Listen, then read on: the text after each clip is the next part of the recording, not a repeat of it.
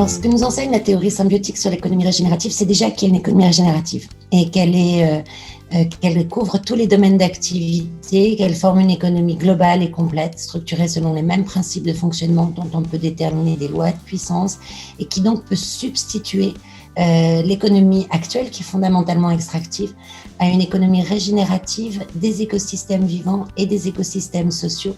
On a un exemple assez fabuleux qui est né en Bretagne autour de l'hydrogène.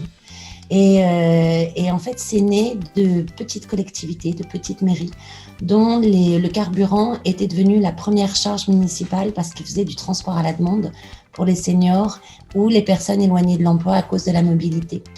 Et elles ont rencontré des startups de l'hydrogène, des startups de l'automobile électrique. Et autour de ça, il est né en fait tout un écosystème d'entreprises. Ce n'est pas une utopie, l'économie symbiotique, parce qu'elle existe déjà. Et on la voit en fait dans un tas de lieux. Ces écosystèmes sociaux, on les trouve dans les tiers-lieux, par exemple. Et on voit que dès qu'on passe la porte, on sent une ambiance différente.